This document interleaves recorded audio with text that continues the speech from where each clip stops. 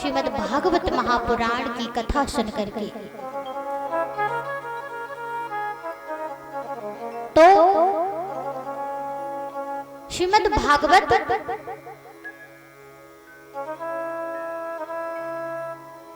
कथा श्रवण करने के लिए हमारे मन में भाव होना चाहिए। कथा को हमेशा ध्यान से श्रवण करना चाहिए।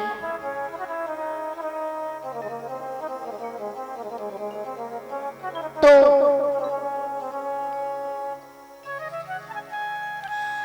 आइए आज हम लोग द्वितीय दिवस में प्रवेश करते हैं।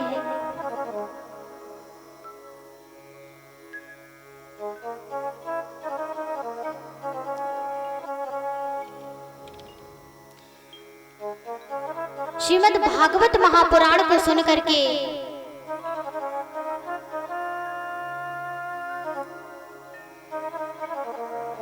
हर एक व्यक्ति का कल्याण होता है।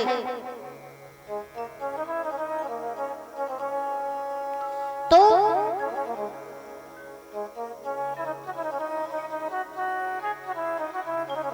कहते हैं श्रीमद् भागवत महापुराण बड़े ही भाग्य से श्रवण करने के लिए मिलती है। बड़े भाग्य होते हैं जिन्हें इस कथा श्रवण करने के लिए मिलती है। उन्होंने बहुत पुण्य किए होंगे, तब उन्हें इस पुण्य का लाभ श्रीमद् भागवत महापुराण सुनने योग्य बनाया।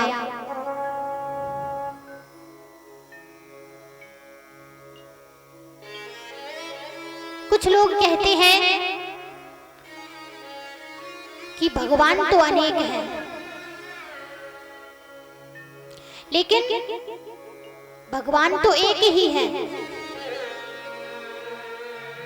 जैसे अगर आपसे कोई पूछे कि आपके पिता कितने हैं, तो आप क्या जवाब दोगे? आपके कितने पिता हैं? परीक्षित जी बताए कि आपके कितने पिता हैं? एक है। जब इस संसार में सभी के एक ही पिता होते हैं, तो पूरे संसार के एक ही पिता होंगे जिन्होंने इस धरती को बनाया, उस धरती का पालन पोषण कर रहे हैं, वो एक ही है। लेकिन कुछ लोग कहते हैं कि अनेक हैं।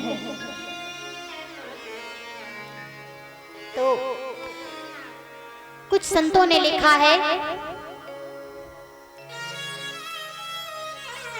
अगर आपसे कोई पूछे कि आपके कितने पिता हैं, तो आप कहेंगे एक। कुछ कहते हैं तेरो एक ही पिता, तेरे चाचा जी को भाई,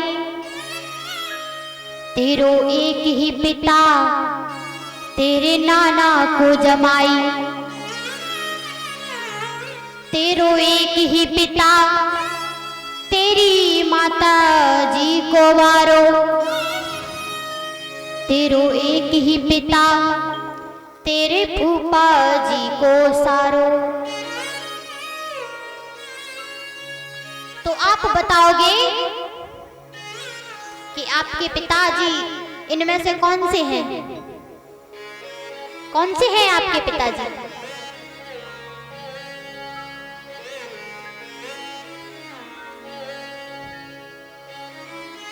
तो आप क्या जवाब दोगे? आपके एक ही पिता बताए हैं संत जी ने कि तेरो एक ही पिता, तेरे नाना को जमाई, तेरो एक ही पिता, तेरे फूफा जी को सारो। कौन से पिता हैं आपके इनमें से? तो आपको बताना है, आपको जवाब में देना है कि मेरो एक ही पिता, मेरे चाचा जी को भाई, मेरो एक ही पिता, मेरे नाना को जमाई, मेरो एक ही पिता, मेरी माता जी को बारो, मेरो एक ही पिता, मेरे फूफा जी को सारो। जिस प्रकार से इस संसार का एक ही पिता होता है, हर किसी व्यक्ति का एक पिता होता है, उसी प्रकार ये संसार, इस संसार का एक ही पिता है। लेकिन कुछ भक्त किसी नाम से जानते हैं, कोई कृष्ण को पूजता है, कोई शंकर जी को पूजता है, कोई गणपति जी को पूजता है, कोई विष्णु जी को पूजता है, कोई ब्रह्मा जी के नाम से जानता है, कोई किसी नाम से, कोई किसी नाम से।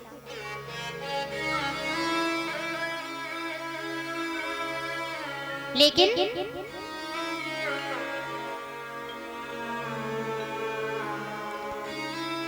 किसी ना किसी नाम से जानते ही हैं।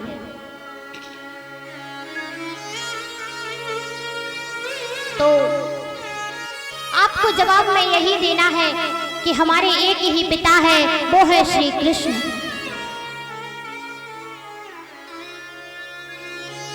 और वही मेरे परम पिता परमेश्वर हैं।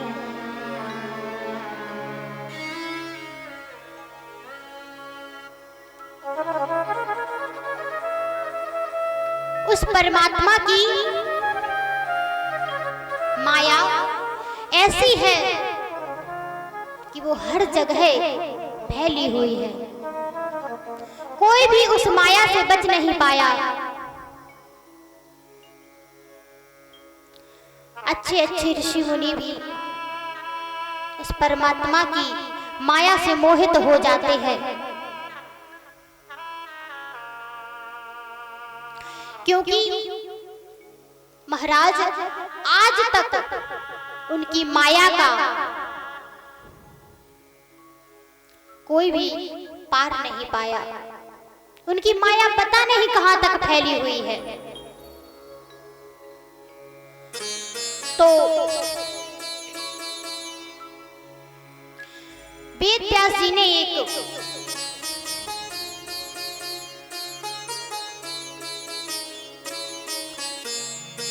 वेद व्यास जी ने श्रीमद् भागवत महापुराण में लिखा कि आगे ऐसा कलयुग आने वाला है जो कोई सोच भी नहीं सकता। अभी तो कुछ कलयुग नहीं आया, लोग कहते हैं कि कलयुग आ गया है, अभी तो कलयुग शुरू हुआ है।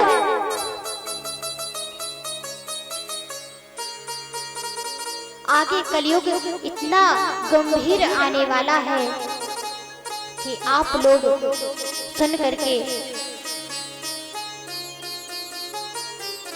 समझ नहीं पाएंगे कि क्या ऐसा हो सकता है। तो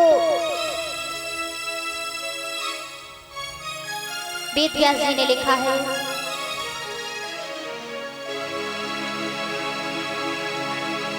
मात्रा शस्त्रादुहेत्वा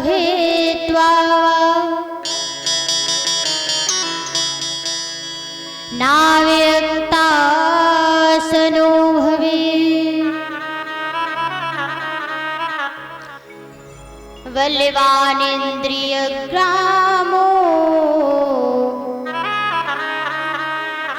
विद्वांसिमपि कर्षति।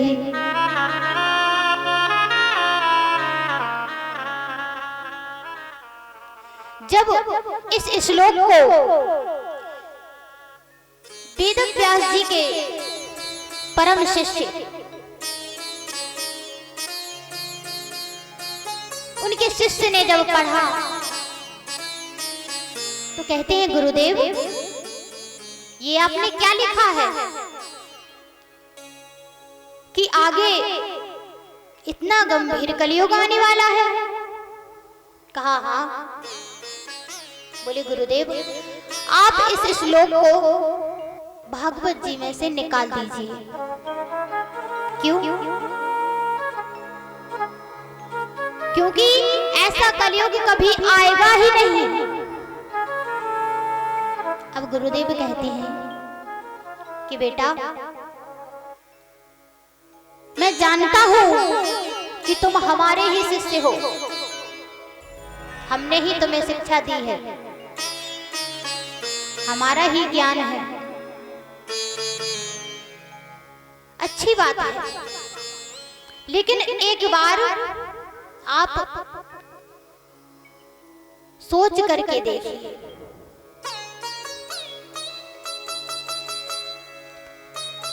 जाइए अपने आश्रम और जा करके इस श्लोक को ध्यान से देखिए और पढ़िए, सोचिए कि क्या ऐसा हो सकता है,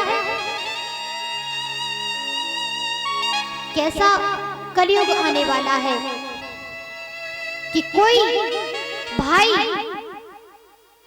अपनी बहन के साथ गलत संबंध बनाएगा। ऐसा कलयुग? बोले गुरुदेव ऐसा नहीं हो सकता। तो महाराज गुरुदेव की आज्ञा को सुनकर के कहा कि गुरुजी आपकी आज्ञा मान करके मैं आश्रम जा तो रहा हूं, लेकिन वापस लौटते समय भी मेरा यही जवाब होगा कि ऐसा कलयुग आएगा ही नहीं। वेदव्यास जी कहते हैं ठीक है, कोई बात नहीं, आप जाइए और ठंडे दिमाग से सोच करके देखिए कि क्या ऐसा कलयुग आएगा कि कोई अपनी बहन के साथ कोई भाई संबंध बनाएगा। तो अब उनके शिष्य जैमुनि ऋषि अपने आश्रम गए और जा करके भागवत जी का पाठ करने लगे।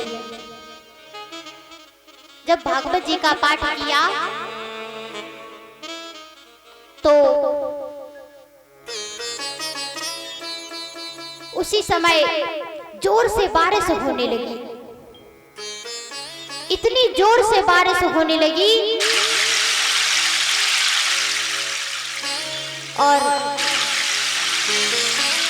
उस बारिश में भीगती हुई एक स्त्री आई जैमुनि ऋषि के आश्रम में और कहती है, दरवाजा खटखटाती है, कहती है कोई है कि कोई है यहाँ पे, क्या मुझे यहाँ पे आश्रय मिलेगा? तो महाराज जैमुनि ऋषि जो भागवत जी का पाठ कर रहे थे वो आ करके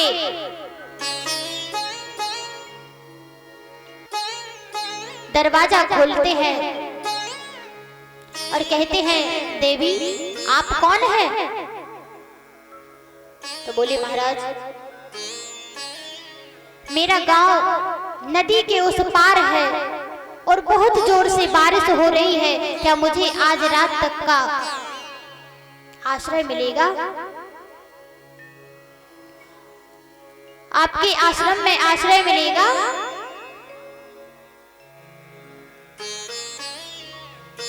बोले महाराज